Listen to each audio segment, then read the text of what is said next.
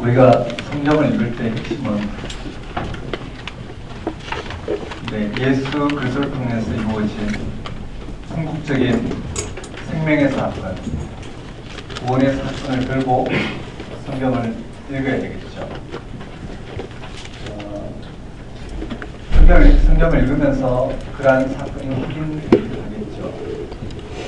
어떻게 성경을 읽든 그러한 사건을 우리 신앙의 중심이 무엇인지를 확인하기 위해서 읽든 아니면 신앙의 중심이 무엇인지를 오늘 우리가 붙들고 성경을 읽어 들어가는 핵심은 신앙의 중심으로 들어가야 된다는 거예요. 신앙의 중심이 무엇이냐면 우리가 구원받았다고 그러는데 왜 구원받았느냐는 어떻게 구원받았나.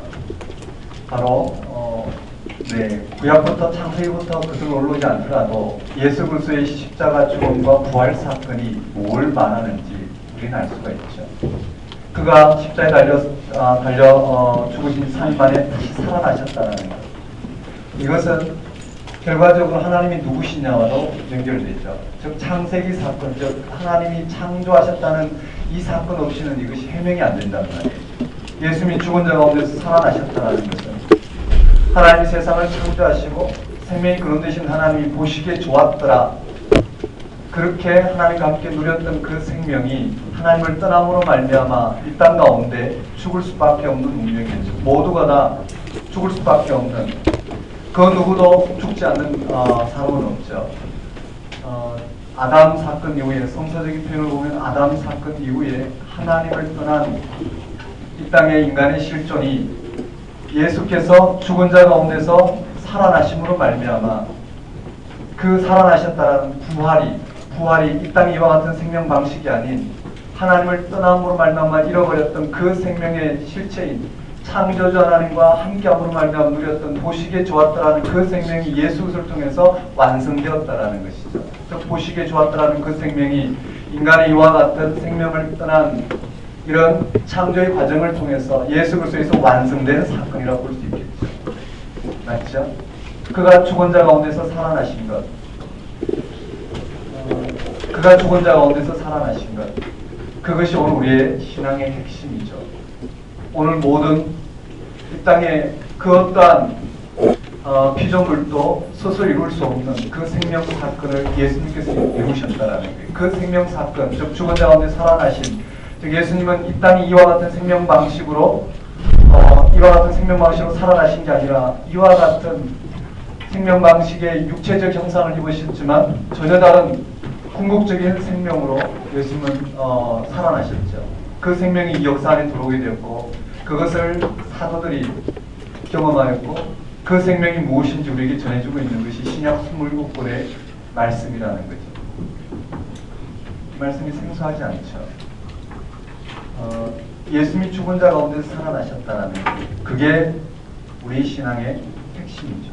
예수를 믿는다라는 것은 바로 예수가 죽은 자 가운데 살아나신 그 살아나셨다라는 그 생명이 바로 오늘 우리의 생명이기 때문에 그저 오늘 우리가 이런 방식으로 죽었다 살아나고 죽었다 살아났다 하더라도 어떻게 해요?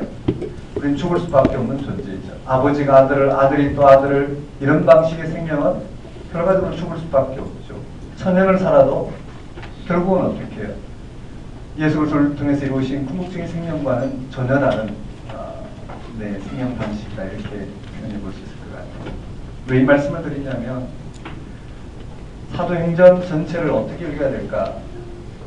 참 다양한 해결해야 될 것이 많은데 그런 다양한 해결하는 방식에 대한 기독교 2000년 역사에 정말로 2000년 역사만큼이나 다양한 방식이 있는데 그런 부분들을 우리는 어떻게 이것이 옳다 저것이 옳다 그런 방법론적인 걸 택해서 사도행전의 문제를 해결해 나갈까?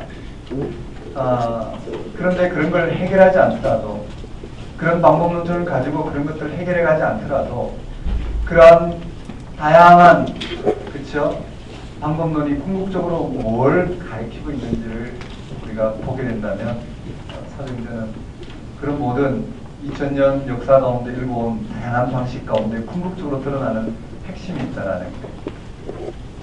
그래서 사도행전을 읽을 때 우리의 핵심은 기독교 신앙의 근본이 무엇인지를, 즉 기독교 신앙의 핵심이 무엇인지를, 즉 기독교 신앙이 무엇인지, 아니 기독교가 무엇인지를 사도행전에서는 어떻게 해요? 해명하고 있죠. 네. 기독교가 무엇인지, 제가 지금 중국 연구 같아서 기독교가 무엇인지 해명하는 책이 바로 사도행전이다 보면 될 것 같아요. 이미 사도행전은 교회가 세워지고, 맞죠?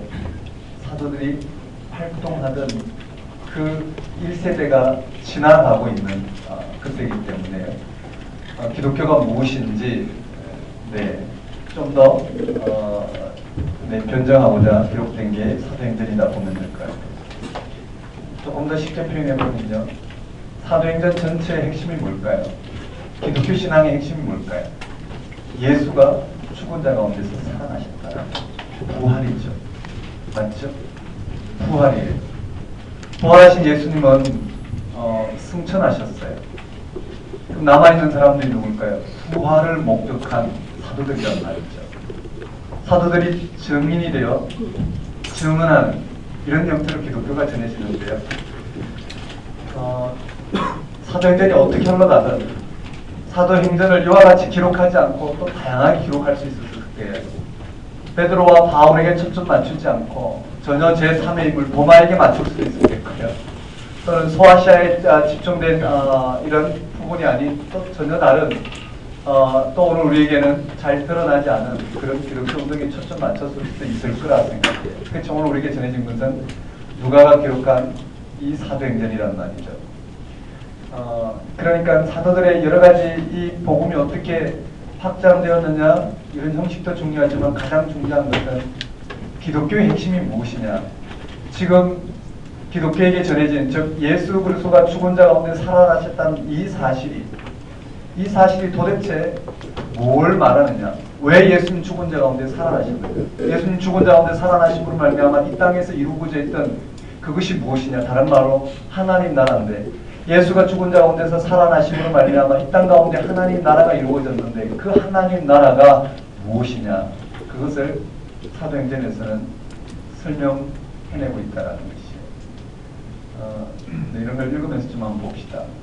핵심은 무엇이냐면은 기독교 신앙의, 즉 기독교가 무엇인가, 즉 예수가 죽은 자 가운데서 살아나심으로 말미암아, 맞죠? 이 땅에 이루어진 하나님 나라가 무엇과 같은가, 그것을 설명하고 있다고 보면 돼요. 예를 들어 볼까요?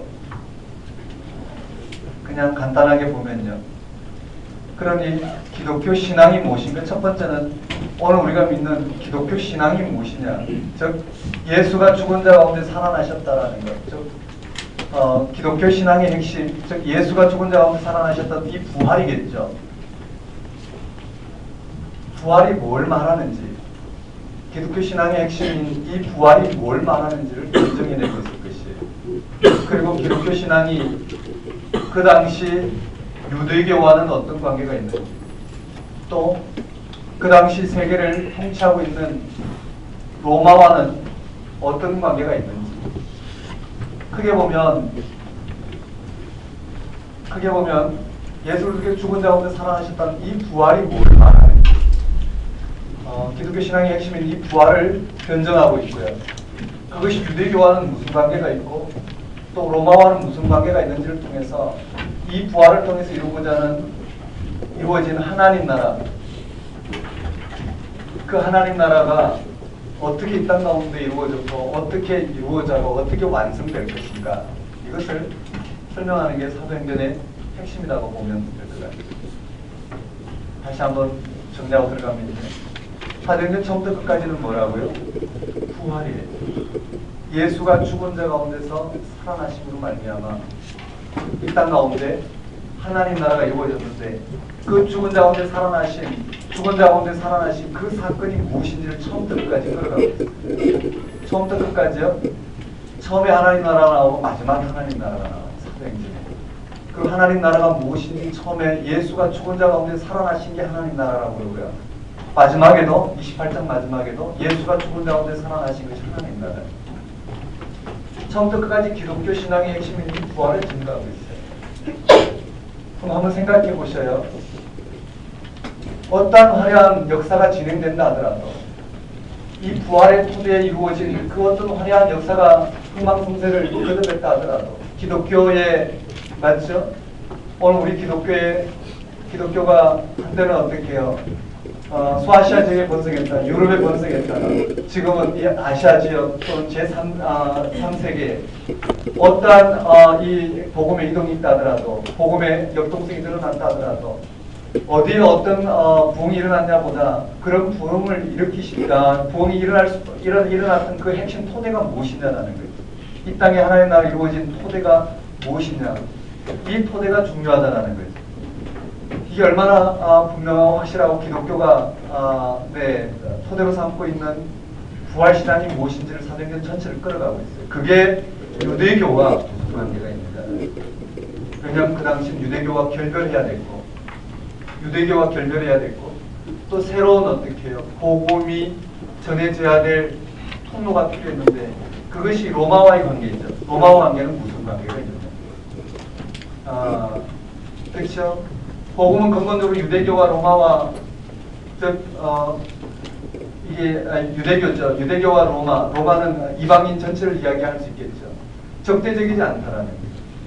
즉 부활 사건은 하나님 나라는 적대적이지 않다라는 거예요. 기본적으로 적대적이지 않다라는. 근데 유대교는 왜 이 부활 사건과 즉 기독교와 적대적일 수밖에 없는가? 로마는 왜 기독교의 무죄를 유대교를 향해서 기독교의 무죄를 확인해주면서 기독교의 무죄를 확인해주고 있다라는 거예요. 유대교는 사도행전에 보면 이 부활 사건 기독교와 유대교의 대립이 나오고요.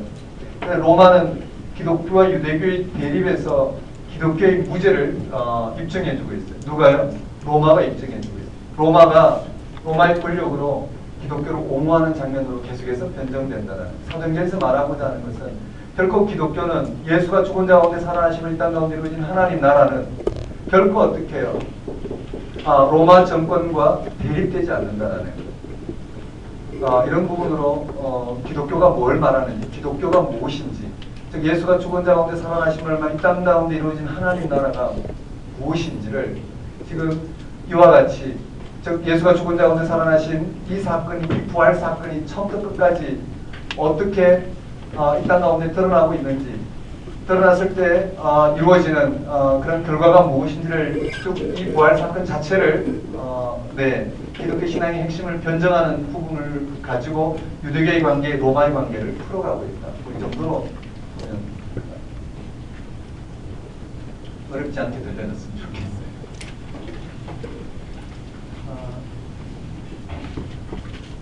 이 정도 시간만 가지고 전체가 어떻게 변려가는지 제가 이제 사도행전에 흐름에 있는 지청수라 해야 될까요? 지하수라고 해야 될까요? 사도행전 전체 궁극적인 흐름을 한번 이렇게 잡아봤는데요. 이런 부분들이 좀 잘 들려졌으면 좋겠다 싶습니다. 자, 그럼 사도행전은 크게 5부분으로 나눠진다고 할 수 있을까요? 첫 번째 1장부터 12장까지 1장부터 12장까지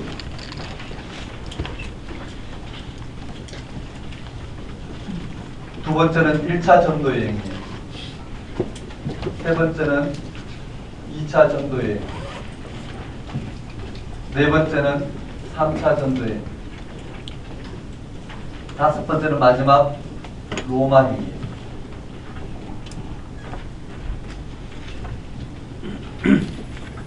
사도행전은 사도들의 시대에 그렇죠. 예수님 부활 승천하신 이후에 사도들의 시대에 어떻게 복음이 확장되어 가는가를 통해서 말하고자 하는 것은 복음이 어떻게 확장되는데 초점이 아니라 복음이 무엇이냐, 기독교 부활의 기독교 신앙의 핵심이 무엇이냐, 그것이 유대교와의 관계를 통해서 그 핵심이 무엇이냐, 로마의 관계를 통해서 핵심이 무엇이냐. 결과적으로 전체에 드러내고자 했던 것은 기독교가 신앙하는 복음이 무엇이냐, 핵심이 진리가 무엇이냐라는, 즉 예수가 그리스도이시고 예수가 하나님 아들이시고 예수 그들을 통해서 오늘 우리가 하나님 백성 되었고 예수 그들을 통해서 오늘 우리가 구원받았다는데 도대체 그게 무엇이냐를 처음부터 끝까지 설명해내고 있어요. 복음서는 복음서대로, 서신서는 서신서대로, 그 가운데 있는 사도행전은 역사서라고 할 수 있겠죠. 이 기독교의 역사를 들어서 말하고자 하는 핵심은 하나라는 거예요. 근데 우리가 여기에서 들여다봐야 될 것은 복음이 어떻게 흘러왔느냐, 그 형식을 배우면 좀 곤란하지 않을까. 형식은 역사마다 다 달라지기 때문에. 무엇과 같이 표현해 볼 수 있을까요?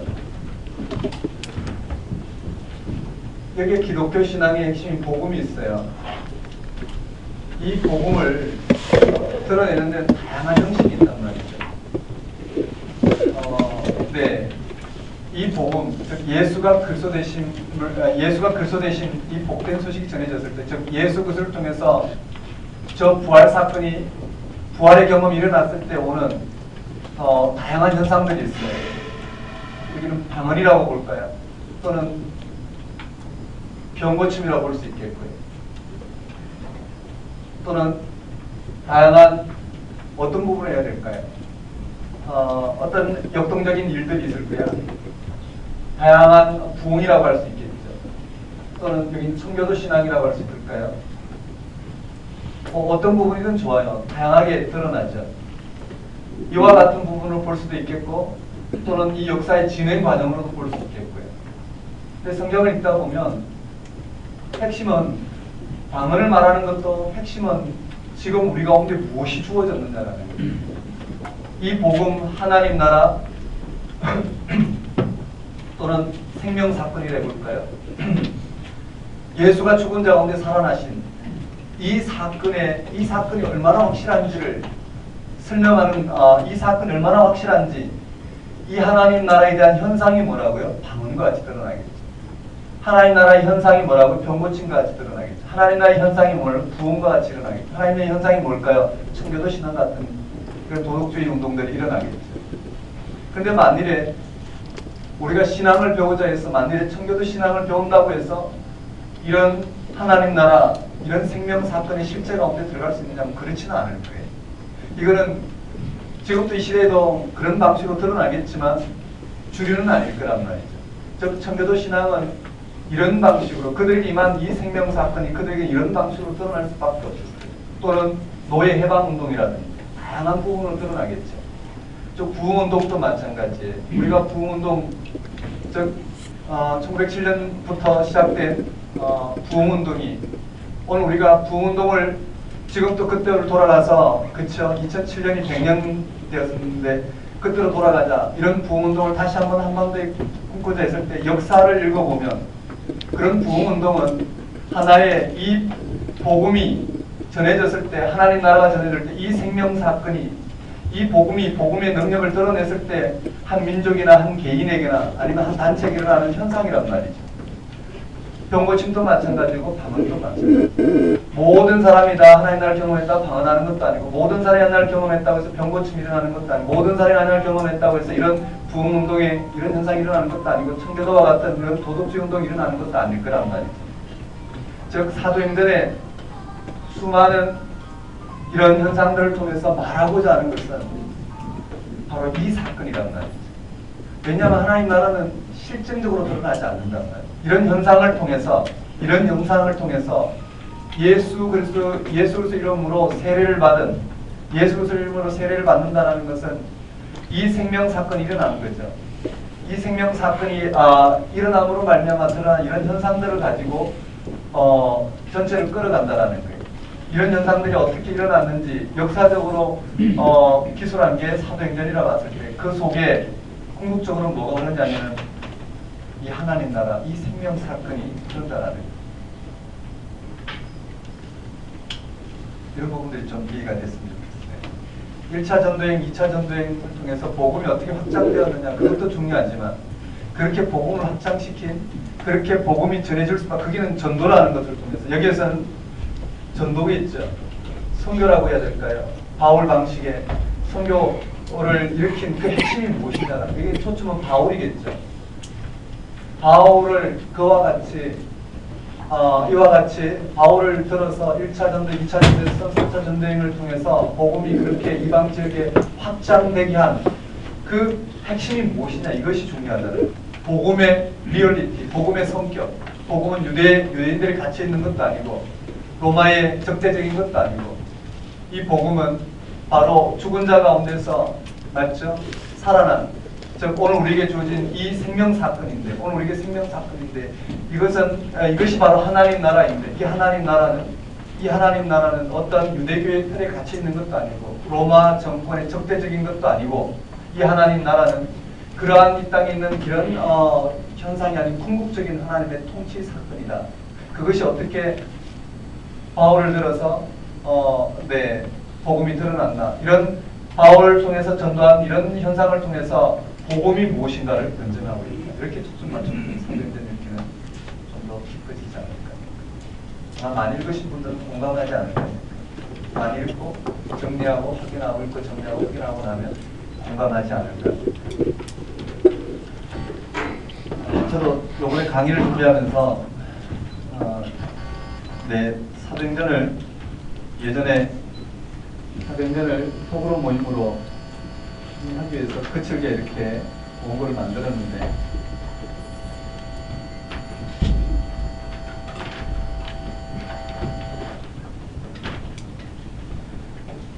다시 한번 꼼꼼히 읽으면서 확인되는 부분들은 바로 이 세계로 향해 가더라.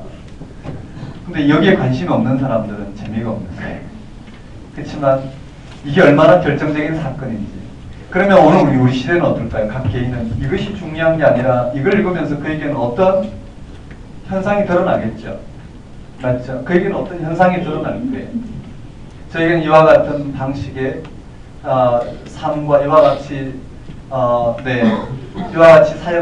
사역하도록 사역하지 않을 수 없는 그런 복음의 역동성이 저에게는 그런 방식으로 드러나겠죠. 그것이 어떤 사람에게는 병 고침으로 드러난다, 또 어떤 사람에게는 이 부흥운동으로 드러나든 이런 현상으로 드러나는 것처럼 저에게는 이런 방식으로 드러날 거고요. 제가 섬긴 교회도 어떤 이 복음의 능력 가운데 이것이 무엇인지 확인하면 할수록 이것이 역동하여 드러나는 어떤 현상이 있을 거라. 그 현상을 일으키기 위해서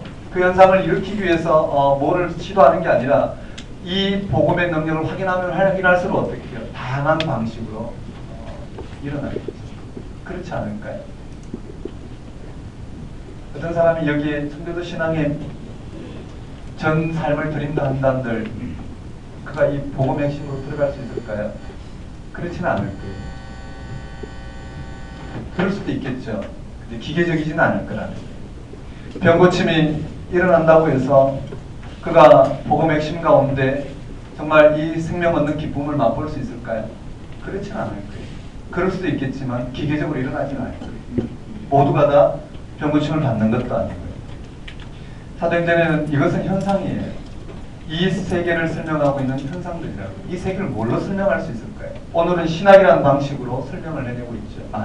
많은 부분에서. 그것으로 다 변정이 되지 않아요. 맞죠?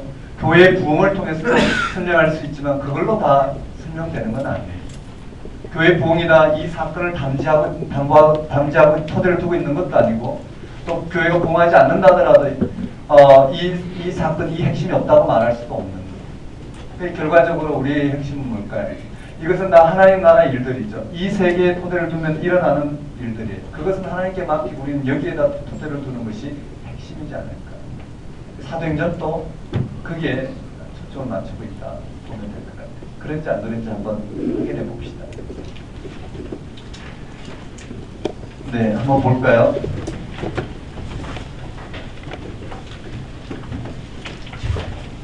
1장부터 12장까지가 상당히 좀 눈여겨봐야 될 부분들인데요.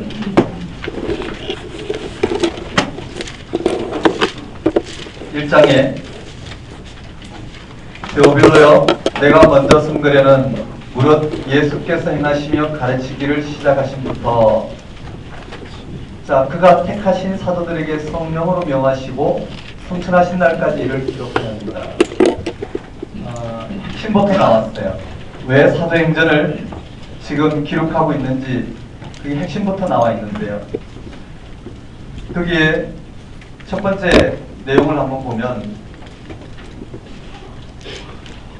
그럼 한번 따라해 볼까요? 성령 세례. 제목을 그렇게 한번 달아봅시다.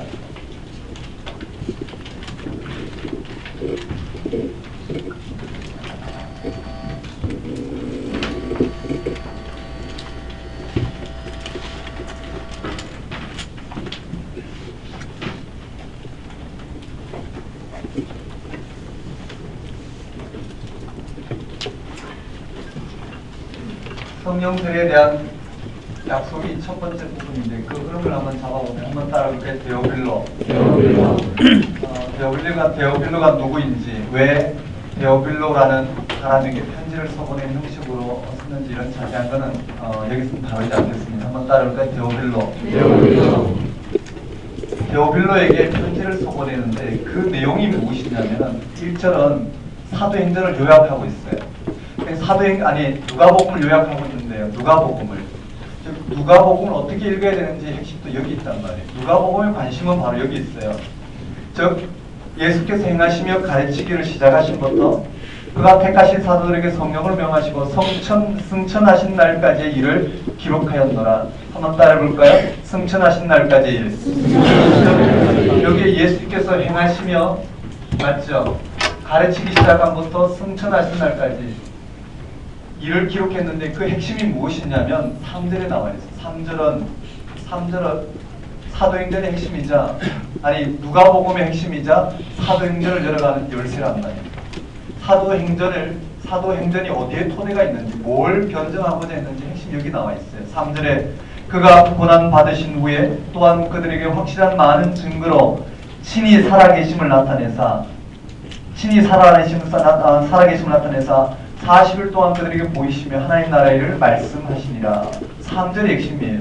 즉 그가 행하시고 가르치시기 시작하신부터 승천하신 날까지 일을 누가복음에 기록했는데, 그 핵심이 무엇이냐면 바로 예수님이 부활하셨다라는 거예요. 고난 받으신 후에 3일 만에 살아나셨다라는 거예요. 한번 따라해 보실까요? 살아나신. 네, 살아나셨다는 거예요. 친히 확실히 많은 증거로 살아나셨다는 거예요. 한번 따라해볼까요? 살아나신. 예수 그리스도께서 살아나심이에요. 이 살아나셨다라는 것과 40일 동안, 핵심은 40일 동안 살아나신 하나님 나라의 일을 가르쳤다는 것 똑같은 사건이에요. 맞죠? 예수님이 살아나신 그 자체가 하나님 나라의 일이고, 그것이 무엇인지 제자들이 확인하고, 그런 예수님의 가르침을 통해서 부활 사건이 무엇인지 그들이 하나씩 인식해가는 이 모든 게 하나님 나라의 일이기 때문에, 한번 따를 때 40일간 하나님 나라의 일, 하나님 나라를 가르쳤다는 거예요. 하나님 나라가 무엇인지, 즉 구약 전체, 하나님 나라의 토대가 되는 구약 전체, 하나님께서 세상을 창조하신 이후에 왜 아브라함을 부르셨고 이스라엘 백성들을 부르셨고, 하나님이 왜 이스라엘 백성들을 그와 같이 바벨론 포로로 사로잡히게 하시고, 왜 하나님은 이스라엘 역사를 들어서 하나님의 통치가 무엇인지를 설명했고, 또 연자를 통해서 왜 그와 같이 표현했고, 왜 성문서를 통해서 하나님 나라가 무엇이냐, 하나님 통치가 무엇인지를 그렇게 표현했는지, 그런 이 구약에서 꿈꾸던 하나님 나라가 예수 그리스도의 죽은 자 가운데 살아나심으로 말미암아 이루어졌는데, 그것이 무엇인지, 이러한 구약에서 말하고 있는 하나님 나라의 실체가 예수 그리스도의 죽은 자 가운데 살아나심으로 말미암아 완성되었는데, 그런 일련의 사건들이 뭘 말하는지, 이런 모든 부분들이 예수님을 통해서 제자들에게 인식되기 시작했다는 거예요. 그 말씀 이해되시나요? 이 정도만 하고 넘어갑시다. 이게 무슨 말인지 더 실체적인 부분으로 들어가야 되겠지만, 그런 건 이제 여러분들 신앙하시면서 하시면 될 것 같고요. 핵심이 여기 있어요. 하나님 나라예요. 하나님 나라의 핵심은 뭘까요? 예수께서 죽은 자 가운데서 살아나셨다는 거예요. 그 사건은 이미 구약의 창세기 사건으로 돌아가야 된다고 해요. 그리고 마지막은 어떻게 해요? 계시록 사건에서 예수님 다시 오심으로 말미암아 이루어질 온전한 이 세상의 회복, 이 전체의 전말을 우리가 들여다봐야 될 것이에요. 한번 따라해볼까요? 살아나신 40일간 하나님 나라의 일. 맞아요. 이 하나님 나라의 일을 가르쳤어요. 그리고는 4절에 사도와 함께 모이사 그들에게 분부하 이르시되 예루살렘을 떠나지 말고 내게 들은 바 아버지께서 약속하신 것을 기다리라.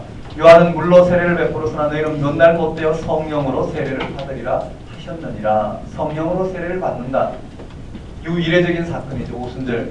그것이 무슨 말을 할까? 유이례적인 사건이란 부활하신 예수 그리스도를 경험한 제자들에게, 맞죠? 부활의 영인 성령이 그들 가운데 임하셔서 온전한 증인으로서, 그렇죠? 예수가 죽은 자 가운데 살아나신 게 무엇인지 예수께서 살아나심으로 하면 제자들에게 보이시고 다시 당신의 영으로 말미암아, 즉 세상을 창조하신 창조의 영이 죽은 자 가운데 살아나신 예수를 죽은 자 가운데 살리심으로 말미암아 부활의 영이 되셔서 제자들에게 임하셔서 죽은 자 가운데 살아나신 부활 사건이 무엇을 말하는지 이 사도들에게 유일적으로 임한 사건이 바로 오순절 성령 강림 사건인데, 그 성령 강림 사건의 핵심도 마찬가지. 뭐냐면은요, 예수가 죽은 자 가운데 살아나심이 제자들에게 확연하게 알게 된 사건이다. 천지를 창조하듯이 이 제자들에게, 부활하신 예수 그리스도를 경험한 제자들에게 그 사건이 무엇인지를 당신의 영으로 말미암아 완전히 인쳐주신 사건이다. 그 정도는 우리가 보고 넘어가면 될 것 같아요. 그것을 지금 약속하는 거예요. 한번 따라볼까요? 성령 세례. 성령 세례. 즉 떠나지 말라는 것은 뭘까요? 이 땅의 하나님 나라는 부활하신 예수 그리스도를 통해서 이루어진다는 거죠.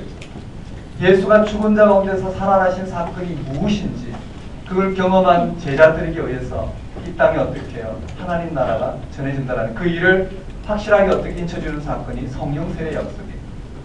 한번 따라해볼까요? 성령 세례. 성령 세례. 우리는 참 이렇게 특히 한국교회 신앙에는 말장난에 많이 놓여 있어요. 즉 이 말이 뭘 말하는지 그 핵심에 들어가지 아니하고 그저 어떻게 해요? 말에만 걸려서 오늘 우리의 주어진 이런 신앙적인 상식에서 그 말을 풀려고 하는데 말 자체는 핵심이 아니에요. 말이 꿈쩍 가리키는 세계가 중요하겠죠. 즉 예수 그리스도 일어난 예수가 죽은 자 가운데 살아나신 사건을 통해서 어떻게 해요? 오늘 우리 가운데 성령 세례, 성령 충만 얼마든지 많이 일어나는데 그런 표현을 쓰고 있는데 성령 세례, 성령 충만 이게 무엇인지 정말 실체적으로 알려면 예수가 죽은 자 가운데 살아나신 그 사건이 무엇인지, 그것이 오늘 우리 가운데 얼마나 확실한지, 또 거기에 매여서 살아간다는 게 무엇인지, 이런 것들이 뭘로 설명되고 있냐면 초대교회 하나의 용어로, 교리적 용어로 성령 세례, 성령 충만으로 설명되겠죠. 그런 데 대한 우리의 편견을 좀 내려놓고 들어가잖아요. 어떤 분들은 정의를 했어요. 성령 세례라, 성령 충만이라. 그런 정의로 과연 확인이 될까요? 사과 맛이란, 즉 새콤달콤하면서도, 그렇죠? 새콤달콤하면서도 새콤달콤하면서도 쓰다. 뭐 이렇게 누가 표현했다고 봅시다. 또 사과 맛이란, 그렇죠?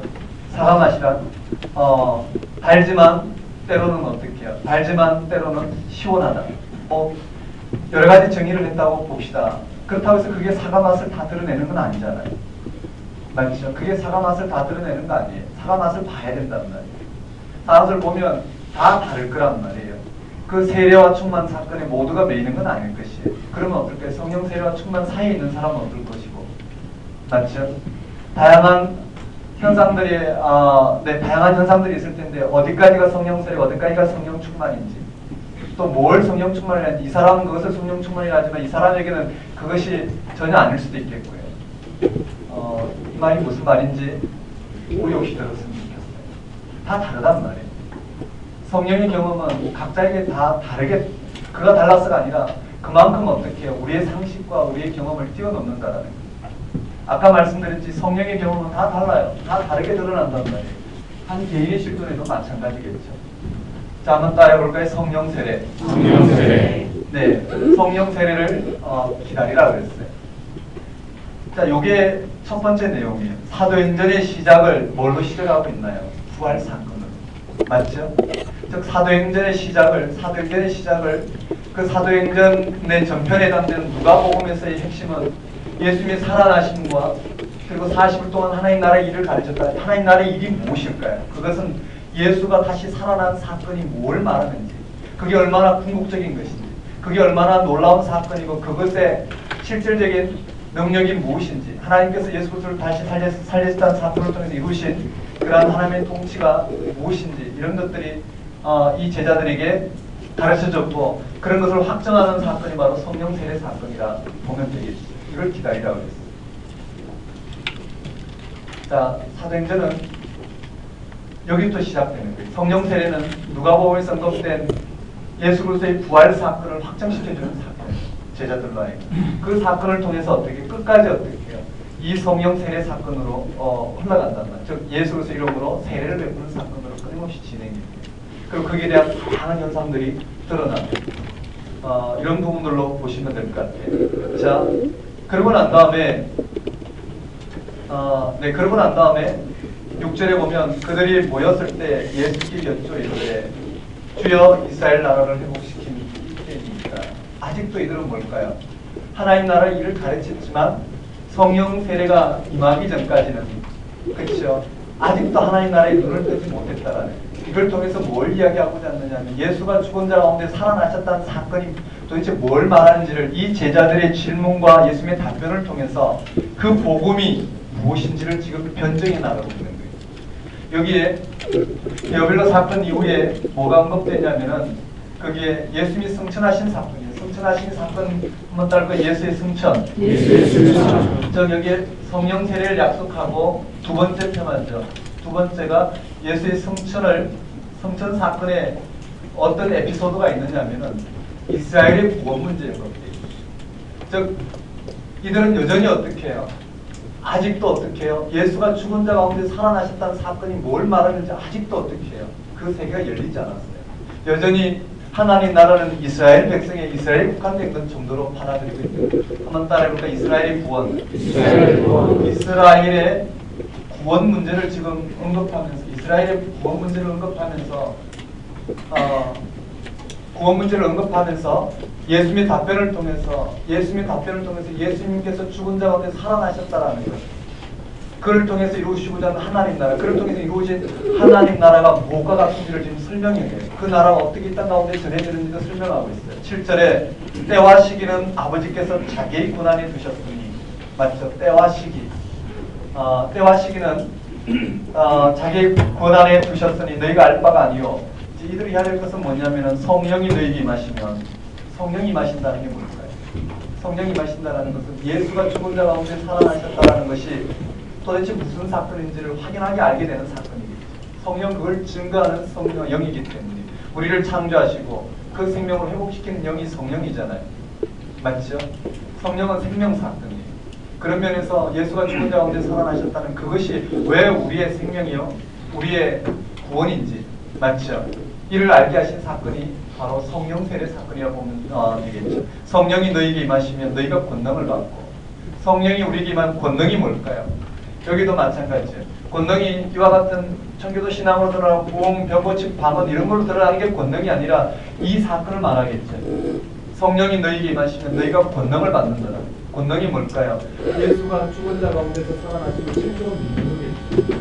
예수가 죽은 자 가운데서 살아나신 걸 말미암아 마이크 선을 그런 데서 가져왔어요.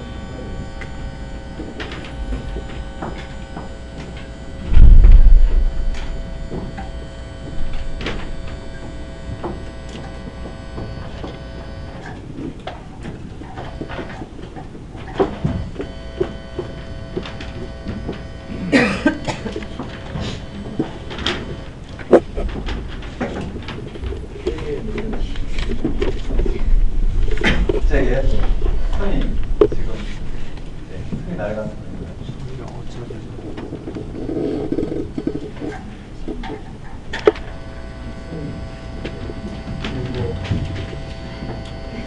비상이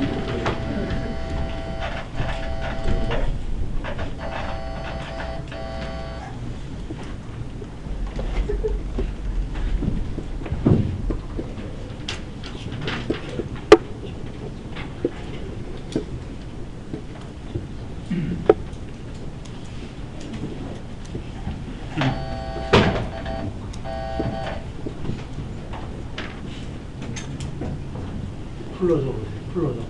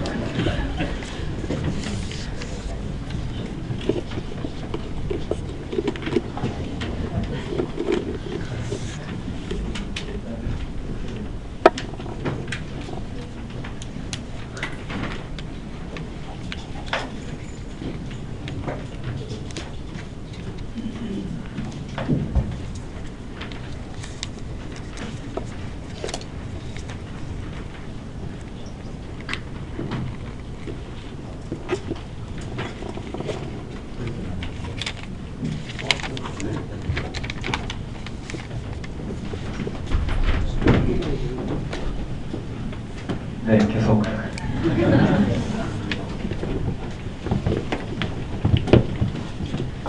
그래서 오직 성령이 너희에게 임하시면 너희가 권능을 받고, 그 권능은 다른 게 아니라 뭘까요? 다른 말로 말하면 성령의 경험은 생명의 경험이라 되겠죠. 이 말이 여러분에게 좀 잘 전해졌으면 좋겠어요. 우리가 지금까지 쭉 해왔던 부분들이기 때문에요. 좀 우리가 실질적으로 좀 들어갔으면 좋겠어요. 예수 그리스도께서 죽은 자 가운데서 살아나심을 실제로 믿는 것이 오늘 우리에게 뭘까요? 권능이겠죠. 제자들이 부활의 증인이 된다는 것은 예수가 죽은 자 가운데 살아나심으로 말미암아 이 땅 가운데 이루어진 궁극적인 하나님의 통치, 즉 오늘 우리의 생명의 내 궁극적인 생명의 회복, 즉 창조의 능력이 예수 그리스도를 통해서 오늘 우리 가운데 이루어진 그 생명의 실질적인, 우린 죽은 자 가운데 살아나심으로 말미암아 이 땅의 모든 우리의 이와 같은 생명 방식이 아닌 전혀 다른, 우리는 한 번도 맛본 적이 없는, 맞죠? 죽을 수밖에 없는 이 땅의 삶에 전혀 다른 생명이 예수님을 통해서 이 땅 가운데 나타났고 그것을 경험하는 사건이다, 이렇게 설명해 보면 되겠죠. 물론 예수가 죽은 자 가운데 살아나셨다는 말이 정확할까요? 정확하지는 않을 거예요. 그런 식으로밖에 표현할 방법이 없을 거예요. 이 말씀 이해되시나요? 예수가 죽은 자 가운데 살아나셨다는 말이, 그러면 살아계셔야 되는데 이 땅의 방식으로 우리가 생명을, 이 땅의 어떠한 언어로도 예수가 죽은 자 가운데서 살아나신 그 생명 사건을 설명할 방법이 없는 거예요. 일단 죽은 자 가운데 살아나셨다라면, 그럼 오늘 우리가 죽었다 살아나서 다시 죽는 그런 생명이냐? 아니잖아요. 영원히 죽지 않는 생명일 텐데 어떻게 그 말을 설명할까? 영원한 생명이다. 그럼 영원한 생명이면 우리가 이렇게 영원히 그냥 이런 몸으로 살면 그것이 예수 그리스도에서 이루어진 죽은 자 가운데 살아나신 그 생명이냐? 그것도 아니란 말이에요. 그러니까 실증적으로 어떻게 이 세계 내에 유비될 수 있는 사건이 없다라는 거예요. 이 말씀 이해되시죠? 유비될 수 있는 사건이 없어요. 그래서 부활이다, 죽은 자 가운데 살아나셨다, 이런 표현들이 오해의 여지가 많아요. 이 모든 부분들은 궁극적으로 뭘 가리키냐면 이 생명 사건을 가리킨다. 궁극적인 생명. 여기 눈을 뜨는 게 우리의 핵심이고 성경은 오직 이 한 곳에 관심이 있다는 거예요. 이것이 어떻게 다양하게 이 세계 내에 드러났는지 이것을 실증적으로 증명할 방법은 없잖아요. 단 한 번 일어난 사건이고 주님 오셔야지만 우리가 맛볼 수 있는, 궁극적으로 맛볼 수 있는 생명 사건. 우리가 지금 믿음의 방식으로 맛보고 있는 이 생명이 주님 오셔야지 확연하게 눈으로 보듯이 손에 잡히듯이 오늘 우리 삶 속에 일어날 텐데 그 생명의 통치를 이와 같은 다양한 어떻게 해요? 이런 은사, 성령의 은사 또 다양한 이 권능이 이 성령이 임하심으로 말미암아 맛본 이 권능이 드러나는 이런 다양한 현상으로 오늘 우리 가운데 드러날 거란 말이에요.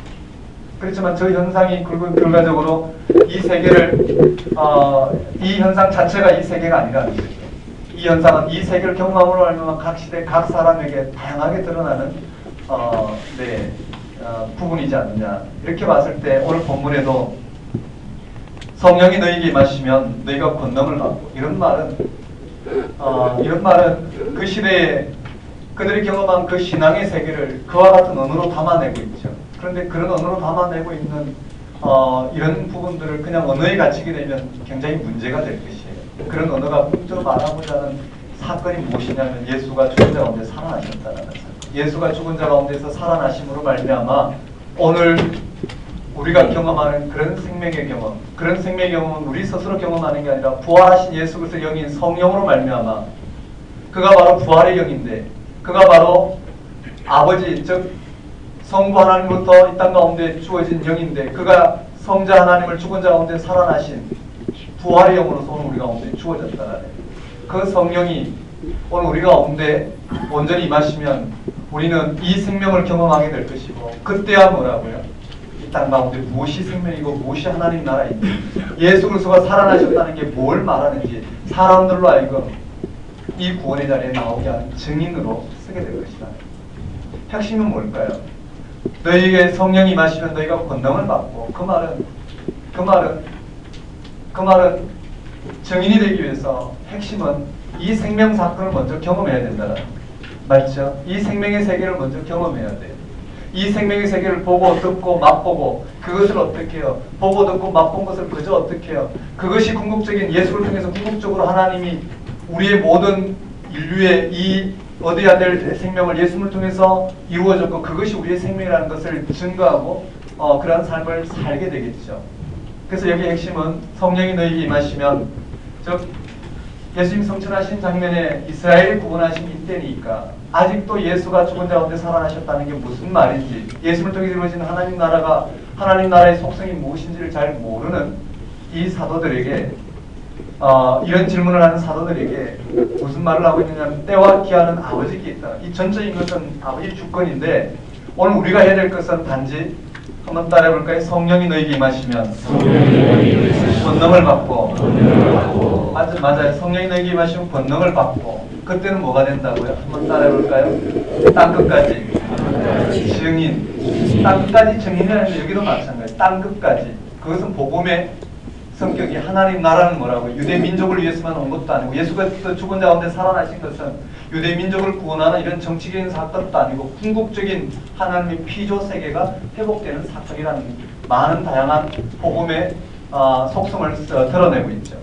여기 한번 따라해볼까요? 예루살렘과 사마리아와 아니 예루살렘과 온 유대와 사마리아와 땅끝까지 맞아요. 예루살렘과 온 유대와 사마리아와 땅끝까지 증인이 될 것이라는 거예요. 이 말이 시사하는 부분은 크죠. 이게 무슨 말이냐 이건 사도행전 전체를 통해서 보게 되겠죠. 성령이 너희에게 임하시면 너희가 권능을 받고 예루살렘과 온 유대와 사마리아와 땅끝까지 복음의 증인이 된다. 이것이 사도행전 전체를 들어가는 열쇠가 되겠죠. 이것이 무슨 사건인지를 사도행전 전체를 통해서 열어보이고 있다. 사도행전 전체를 통해서 그 심층적인 이 생명 사건을 경험하지 않으면 이 말이 무슨 말인지 우리는 어떻게 해요? 허이금쿠르고리 기그리식으로 또는 정치적인 전략적으로 단지 이 시대에 무엇이 필요할지 이 현상에서 어떻게 해요? 한 방편으로 취할 뿐이지 이 세계로 향해가기는 힘들 것이다. 한번 따라해볼까요? 예수님의 승천. 자, 이 사건 이후에 그러고 난 다음에 보시면요. 10절에 올라가실 때에 아니 9절에 이 말씀을 마치시고 그들이 보는데 올리어져 가시니 구름이 그를 가리어 보이지 않게 하더라고. 구름이 가리어 보이지 못하게 했더라. 승천하셨다는 사건도 뭐라고요? 부활 사건과 똑같은 거예요. 지금 부활을 다양한 방식으로 설명하고 있는데 이런 건 여러분들이 풀어보셔야 돼요. 승천하셨다는 거 하늘로 그냥 휙 올라가신 걸 말할까요? 하늘 어디로 가셨을까? 근데 이런 게 뭘 말하는지 그 궁극적인 그렇다고 승천하지 않으셨느냐? 그렇다고 하나님 보좌 우편에 앉아 안 계시느냐? 하나님 보좌 우편에 앉아 계시다는 것도 뭘까요? 부활 사건의 실질적인 내 경험을 말하겠죠. 하나님 보좌 우편에 앉아 계시다는 건 하나님이 보좌 옥황상제처럼 보좌가 있고 그 좌우편에 이렇게 있다고는 생각하지 않을 거예요. 맞죠? 그런 식으로밖에 담아낼 수밖에 없는 그런 식으로밖에 하나님 나라를 담아낼 수밖에 없는 한계가 있지만 그런 방식으로 그가 뭘 담아내고자 하는지 뭘 가르치고자 하는지 그 핵심을 들여다보는 게 오늘 우리의 열쇠이지 않을까 생각합니다. 제 말에 오해가 없었으면 좋겠어요. 예를 들어서 시인이 시의 세계를 담아낸다고 언어 자체가 중요한 게 아니라 그 언어가 담아내고 있는 시의 세계가 중요하겠죠. 좀 그렇지 않나요? 네, 깊이 생각해 보시면 좋겠어요. 따라하겠습니다. 예수의 승천. 예수의 승천. 자, 예수님께서 구름이 그를 가려 보이지 않게 하더라. 예수님께서 승천하셨어요. 그 말은 다시 한번 뭘 확인시켜 준다고요? 부활이요. 예수께서 다시 살아나심으로 말미암아 다시 살아나셨다라는 것. 다시 살아나셨다는 예수 그리스도의 부활을 성천의 사건으로 다시 한번 확증시켜 주는 거예요.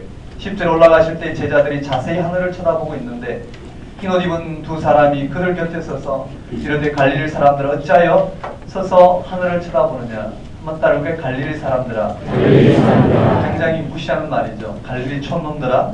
어찌하여 서서 하늘을 쳐다보느냐. 너희 가운데서 하늘로 올려주신 예수는 하늘로 가심을 본 그대로 오시리라. 이게 기독교 신앙의 핵심이잖아요. 예수는 다시 오신다라는 거예요.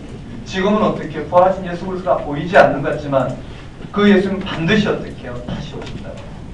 기독교 신앙의 핵심이 부활, 성천, 재림이 여기 언급되어 있어요. 무슨 사건을 통해서요? 제자들과 예수님과의 부활, 성천 에피소드를 통해서 들려주고 있어요. 이해되시죠? 로마서는 뭘까요? 그것을 변증하는 식으로 논리적으로 해명을 했다면 여기서는 사건을 통해서 기독교 신앙의 핵심이 무엇인지를 지금 드러내고 있습니다. 기독교 신앙의 핵심이요. 한번 따라해 볼까요? 부활, 승천, 재림. 맞아요. 이 성천 사건에 기독교 신앙의 핵심이 다 나왔어요. 한번 따라 볼까요? 한번 따라하겠습니다. 올라가시니. 네, 올려져 가시니. 예수님께서 승천하셨어요. 올려져 가시니. 네, 그 다음에 그들이 또 어떻게 해요? 두 번째죠.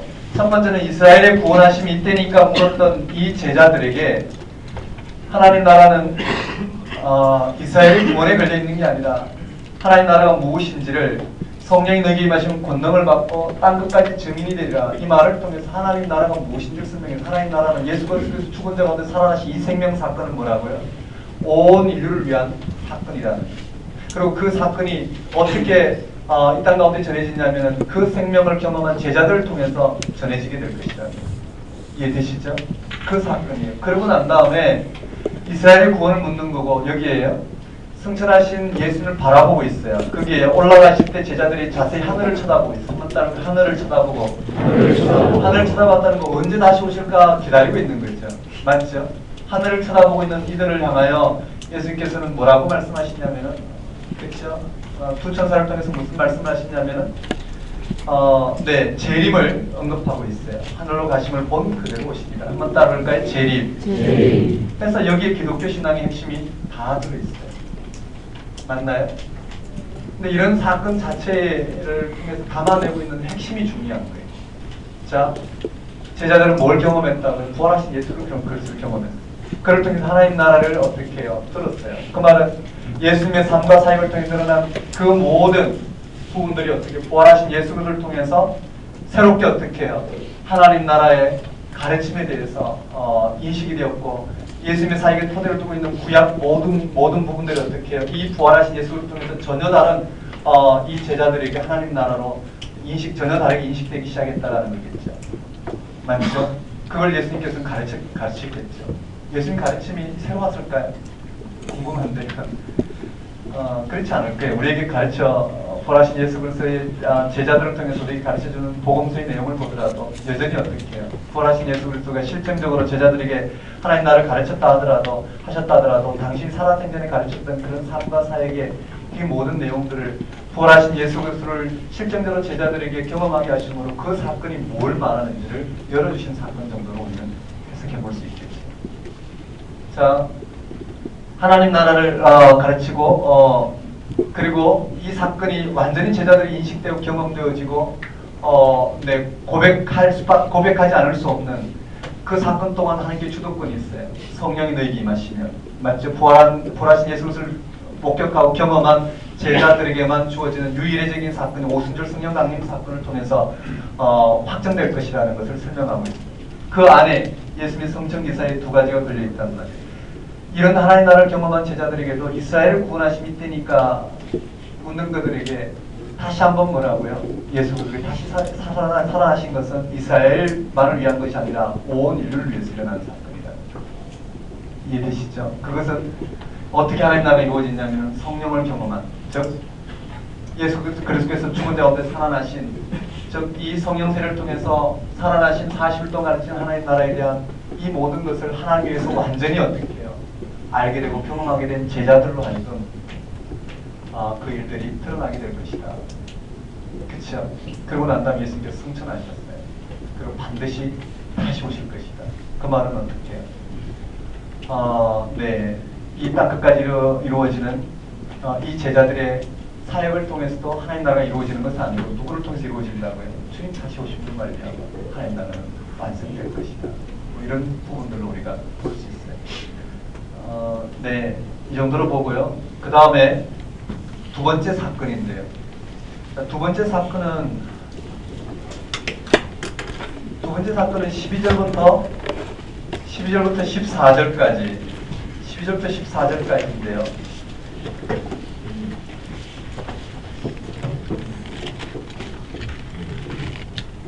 12절부터 14절까지 두 번째 사건이에요. 첫 번째 사건 한번 따라해볼까요? 한번 따라하겠습니다. 성령 세례 약속. 성령 세례 약속. 예수의 승천. 예수의 승천. 그 다음에 세 번째는요. 아주 최초의 부활 증인 공동체. 그게 네, 부활을 경험한 최초의 공동체죠. 한번 따라해볼까요? 부활을 경험한. 이 위에 이 모든 일련의 사건을 경험한 최초의 공동체가 등장해요. 제가 그냥 이렇게 이름을 바꿔봤어요. 여기 누가 등장하냐면 한번 따라볼까요? 11사도. 11명의 사도와 맞죠? 그 다음에 여인들이 등장해요. 여인들이 등장하고요. 한번 따라볼까요? 여인들. 자, 최초의 공동체예요. 여기에 여인들이 등장하고 그 다음에 예수의 형제들이 등장해요. 11사도인데 이렇게 언급되어 있죠. 거기에 여인들은 누구냐면 막달라 마리아, 요한나, 수산나가 되겠죠.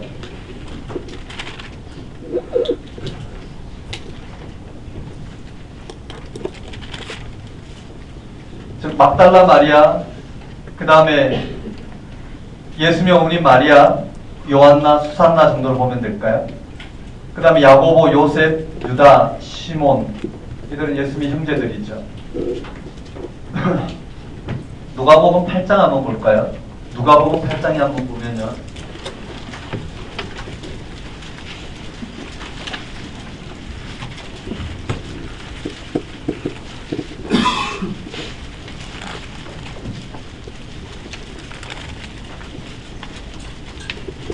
누가복음 8장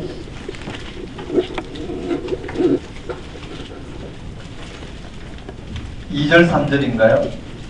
병고침을 받은 어떤 여자들 곧 7 귀신이 나간 자 막달라인이라는 마리아와 헤롯의 청지기 구사의 아내 요한나와 수산나와 다른 여러 여자와 함께하여 자기들의 소유로 그들을 섬기더라. 이 표현도 있고요. 예수님을 도운 부분이죠. 근데 여기서 우리가 유추해 볼 수 있는 이름은 막달라 마리아 맞죠? 요한나, 수산나, 또 누가 있을까요? 예수님의 어머니 마리아, 그 정도 이름을 잡으면 될까요? 그 다음에 예수님의 형제들 쭉 언급되어 있습니다. 야고보, 유다, 예수님의 형제 야고보, 요셉, 유다, 시몬 이렇게 볼 수 있겠죠. 이들이 등장해요. 이들이 바로 예수님의 공생애를 경험했고 부활을 경험한 이들이 예수 그리스도의 부활을 경험한 이들 맞죠? 그것이 네 언급되었어요. 그 말은 누가 이 증인이 될 수 있느냐 맞죠? 누가 이 증인이 될 수 있느냐 네 증인 공동체로서의 설명이 이렇게 언급되고요. 그 다음에 누가 등장하냐면요 가룟 유다와 마띠아 선출 사건이 한번 따를까요? 가룟 유다와 가룟인 유다와 마띠아 선출이 언급돼요. 가만 보면요 지금 되게 긴박한 순간에 성령 세례를 기다리라 맞죠? 그 성령 세례를 기다리라 여기 2장으로 표현해 보면요 2장에 오순절 성령 강림 사건이 언급된다고요. 여기 오순절 성령 강림 사건인데 이 성령 세례 사건인데요. 이 사건 사이에, 긴박한 이 사건 사이에, 그리고 이것을 기다리고 있는 공동체가 바로 11사도와 여인들과 형제들을 중심으로 이루어졌다는 것을 드러내는 사건 사이에 가룟 유다와 마띠아 선출이 왜 들어갔을까? 여기도 마찬가지예요. 여기에는 여기에 11사도 여인들 형제들 다음에 120명이 나와요. 맞죠? 120명의 제자들이 또 언급되는데요. 이들이 누군지 거기에 보면 12절, 13절, 14절에 여인들과 예수의 어머니 마리아와 예수의 아우들과 더불어 마음을 같이하여 오로지 기도에 힘쓰니라. 오로지 기도에 힘쓰니라. 그거예요. 그들이 할 수 있는 건 아무것도 없잖아요. 그렇죠? 오로지 기도에 힘쓰니라. 그들이 할 수 있는 건 아무것도 없어요. 즉 예수가 부활 성천하시고 하나님 우편에 앉아 계시다가 다시 오신다는 그 말을 듣고 그들이 할 수 있는 건 아무것도 없어요. 예수님이 약속을 기다리는, 즉 성령이 그들 가운데 임하시는 이 사건을 기다릴 거 외에 없는데, 그 사건 이후에 15절에 보면 모인 무리의 수가 약 120명이나 되더라. 그들 외에 또 120명의 무리가 모였어요. 그때 베드로가 그 형제들 가운데 일어서서 이르되, 형제들아, 성령이 다윗의 입을 통하여 예수 잡는 자들의 길잡이게 된 유다를 가리켜 미리 말씀하신 성경이 임하였으니 마땅하다. 이 사람은 본래 우리 수 가운데 참여하여 이 직무의 한 부분을 맡았던 자라. 이 사람이 불의의 사고로 밭을 사고 후에 몸이 곤두박질하여 배가 터져 창자가 다 흘러나온지라. 이 일이 예루살렘에 사는 모든 사람에게 알리어져 그들의 말로는 이 밭을 아겔다마라니 이는 피밭이라는 뜻이라. 거기에 가룟 유다의 운명이 대해서 언급됐어요. 그리고 20절에 시편에 기록되었을 때 그의 거처를 황폐하게 하시며 거기 거하는 자가 없게 하소서 하였고, 또 일렀을 때 그의 직분을 타인이 취하게 하소서. 저 구약 말씀을 인용해서 이러므로 요한의 세례부터 우리 가운데서 올려져 가신 날까지 주 예수께서 우리 가운데 출입하실 때 항상 우리와 함께 다니던 사람 중에 하나를 세워 우리와 더불어 예수께서 부활하심을 증언할 사람이 되게 하여야 하리라 하거늘. 이렇게 되어 있습니다. 이 핵심이 무엇이냐면요, 가룟 유다를 초기 공동체에 도무지 이해할 수 없었던 이 가룟 유다 사건, 예수님이 선택한 제자인, 그렇죠, 예수님이 직접 선택한 가룟 유다가 예수님을 팔았다는 사건, 이 사건은 초기 기독교에서 인정하기가 굉장히 힘들었던 사건들을 가져와서 여기 언급하고 있단 말이에요. 가룟 유다와 마띠아 선출을 통해서 말하고자 하는, 여기 120명이 등장하고 배경은 이렇게 돼 있죠. 그러고 난 다음에 뭘 말하고자 하냐면요, 진짜 기독교가 뭔지를 설명하고 있는 거예요. 누가 그쵸 기독교인이 될 수 있는가? 기독교의 정체성이 뭘까요? 가룟 유다와 같은 사람이 아니라는 거예요. 즉 예수 그리스도의 부활을 경험하지 못하면 그것이 기독교인이 아니라는 거예요.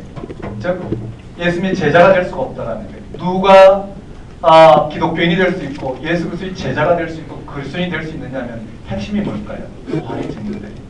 부활을 어떻게 해요? 경험해야지 된다라는, 이게 기독교의 핵심이에요. 즉 가룟 유다와 마띠아를 들어서 설명하고자 하는 핵심은 부활의 증인이에요. 그냥 어떻게 해요? 예수님의 가르침을 받고 따른다고 해서 예수님의 가르침 받고 19장에 가면 아볼로 사건이 나오는데 그저 어떻게 해요? 그냥 가르침을 받고 따른다고 해서 되는 게 아니라 성령 세례가 임해야 된다는 거예요. 즉 예수가 그리스도 되심, 즉 죽은 자 가운데 살아나심을 실제로 어떻게 해요? 믿을 수 있어야지만이 제자가 될 수 있다는 거예요. 누가 제자가 될 수 있는가의 핵심이, 누가 증인이 될 수 있는가의 핵심이겠죠. 누가 증인이 될 수 있는가의 핵심을 통해서 말하고자 하는 궁극적인 핵심은 뭐냐면요, 예수가 죽은 자 가운데서 살아나심을 믿는 이들이 바로 기독교요. 그 기독교의 정체성이요. 그것이 뭐라고요? 제자들이 될 수 있다. 한번 따라볼까요? 부활의 증인. 부활의 증인. 여기에 부활의 증인이 핵심이에요. 거기에 많은 내용들을 가져와서 다양하게 우리에게 적용시킬 수 있지만 핵심은 뭐냐면요, 여기서 말하고자 하는 궁극적인 핵심은 부활의 증인이에요. 여러분 한번 보시면 그렇게 보일 거예요. 자, 부활하심을 증언할 사람이 되게 하여야 하리라 하거늘. 그래서 두 사람을 뽑아요. 바사바라고도 하고 유스도라고 하는 요셉이요. 또 하나는 마띠아라. 한번 따라볼게요. 바사바, 유스도, 요셉. 바사바, 유스도, 요셉과 마띠아가 붙었어요. 즉 요셉과 마띠아가 붙었죠. 누가 뽑혔느냐면 마띠아가 뽑혔어요. 그렇죠? 마띠아가 뽑혔어요. 왜 요셉은 아니고 마띠아가 뽑혔을까? 많은 왜 둘 다 뽑으면 안 될까? 그렇죠? 그 이야기는 핵심이 아닌 듯해요. 그렇죠? 그게 정답이 있는 건 아닌 것 같아요. 그 공동체는 그렇게 선택을 했어요. 구태 말하자면 지금 말하는 전적인 하나님의 주권이라고 이야기할 수 있겠죠. 그렇지만 핵심은 이 부활의 증인이라는 거예요. 둘 다 어떻게 해요? 요셉과 마띠아도 부활의 증인이었어요. 놓고 제비뽑기로 뽑혔다. 한번 따라해볼까요? 가론 유다, 마띠아 선출. 가론 유다, 마띠아 사건을 통해서 말하고자 하는 의도는 여기에 이 공동체는 바로 부활의, 그렇죠? 부활의 증인 공동체라는 거예요. 위에 11사도와 여인들과 형제들이 언급된 것도 마찬가지예요. 부활의 증인 공동체다. 이것이 기독교 신앙의 정체성이라서 1장은 사도행전의 출발점이에요. 출발점에 다시 한번 정리해보면요. 하나씩 그냥 다 외우셨으면 좋겠어요. 한번 따라해볼까요? 성령 세례 약속, 성령 세례 약속, 성령 세례 약속, 성령 세례 약속, 예수의 승천, 예수의 승천, 그 다음에 부활 공동체, 부활 공동체, 가론 유다와 마띠아 선출, 가론 유다와 마띠아 선출. 네 가지 사건을 통해서 말하고자 하는 핵심이 무엇인지를 잘 파악했으면 좋겠습니다. 자, 네, 누가는 기독교가 어떻게 이 땅 가운데 확장되어 왔는지 그 역사적인 흐름을 통해서 진리를 변증하고 있다 보면 되겠죠. 한번 따라해볼까요? 성령 세례 약속, 성령 세례 약속, 데오빌로요, 데오빌로요, 먼저 쓴 글에는 먼저 쓴 글에는 누가 복음을 말하죠? 한번 따라해볼까요? 예수께서 행하시며 가르치시기, 맞아, 행하시며 가르치기 시작하신부터 한번 따라해볼까요? 승천하신 날까지, 거기까지 기록했어요. 맞죠? 그리고는 핵심을 다시 말하고 있어요. 가르침부터 승천하신 날까지 기록했는데 그 기록의 목적이 무엇이냐면 한번 따라해볼까요? 고난받으시고 살아나신 거예요. 살아나사 40일 동안 하나님 나라 일을 제자들에게 가르쳤다는 거예요. 그게 바로 사도행전의 누가복음의 핵심이에요. 그리고 사도행전의 시작이란 말이에요. 사도행전의 시작이에요. 그리고는 성령 세례 맞죠? 성령 세례를 기다리라. 성령 세례를 기다리라. 즉 이 말은 예수가 죽은 자 가운데 살아나심으로는 이 땅 가운데 이루어진 그 하나님의 궁극적인 통치, 하나님 나라가 무엇인지를 제자들이 어떻게 해요? 확실히 알아야 되기 때문에. 그래서 하나님은 다시 한번 당신의 예수 그리스도의 부활의 영으로 말미암아 제자들에게 인쳐 주신 사건이 바로 오순절 성령 강림 사건. 그 안에 이 성령이 임하기까지 제자들은 자충우돌하고 있죠. 여전히 한번 따라볼까? 예수의 승천, 이스라엘의 구원하심이 이때니까. 그러니 어떻게 해요? 이런 예수 그리스도 다시 살아나신 사건은 이스라엘의 구원 문제에 국한된 게 아니라 그런 훨씬 넘어서 정치적 사건을 넘어서 행복적인 사건이에요. 성령이 너희 위에 임하시면 너희가 권능을 받고 예루살렘과 온 유다와 사마리아와 땅끝까지 내 증인이 되리라. 그리고 성천하셨는데 하늘로 올리셨는데 하늘을 바라보고 있는 제자들에게 뭐라고요? 우리 오신 그대로 오시게 됩니다. 하나님 나라는 하나님 위해서 예수 그리스도 다시 오심을 통해서 완성될 것이라는 걸 다시 한번 겁니다. 이 사실을 경험한 부활 공동체, 최초 부활 증인 최초 공동체가 11사도와 여인들과 형제들로 구성되었습니다. 또 그리고 그 외곽에 120 문도들이 있는데 그들 가운데 다시 한번 뭐를 확인하고 있느냐면은 다시 한번 기독교가 뭐냐, 다시 한번 기독교의 정체성이 뭐냐를 가론 유다와 마띠아를 통해. 가론 유다는 어떻게 해요? 예수님이 제자가 아니란 말이에요. 누가 예수님의 제자 그리스도인이 될 수 있느냐면 부활의 증인만이에요. 그리고 그 부활의 증인으로서 부활을 증언하는, 죽은 자 가운데 살아나심을 증언하는 하나님의 이 땅 가운데 예수께서 죽은 자 가운데 살아나심을 다시 한번 확정시켜준 사건이 뭐라고요? 성령 세례. 그래서 여기 2장에 오순절 성령 강림 사건이 언급되고 있다. 이렇게 보면 아마 사도행전이 조금은 기독교 신앙의 핵심 가운데서 좀 열어가실 수 있지 않을까. 저와 함께 이렇게 읽는 것은요, 정답이 아니에요. 해답이 아니에요. 열려 있어야 됩니다. 성경은 늘 열려 있어야 되죠. 오늘 다루고 내일 다루고 우리가 신앙의 중심에 들어가서 이런 성령 충만의 생명 사건이 무엇인지 내 삶 속에 점점 확인되는 만큼 성경은 또 그만큼 또 열려 있어요. 다만 기독교의 본질을 향해서 우리가 열려 있어야 되겠죠. 그런 사건에서 한번 바라보자라는 게 다양한 부분을 여러분이 다양한 방식으로 읽으셔도 돼요. 2000년 기독교 역사만큼이나 다양하다고 그랬어요. 하지만 핵심은 하나예요. 그래서 죽은 자 가운데서 살아나신 사건이 기독교 신앙의 핵심이라는 그게 뭐냐라는 근데 그걸 따라잡기는 그렇게 쉬운 문제가 아니라는 이런 부분에 여러분의 성경 읽기가 좀 더 새로워졌으면 좋겠고요. 그리고 유시 준비하시는 분들도 지금 이렇게 한번 따라가면 사도행전은 28장까지만 해야 될 게 참 많아요. 사도행전 하나만 공부하면요, 그래서 시험 보는데 문제 없어요. 그런데 구약과 신약 다 공부하면서 사도행전 하나를 공부하기는 지치고 힘이 들죠. 이 틀과 자세한 내용들이 한 번만 익혀지면 외워지는 데는 별 문제가 없지 않을까. 우리 10분 쉬었다가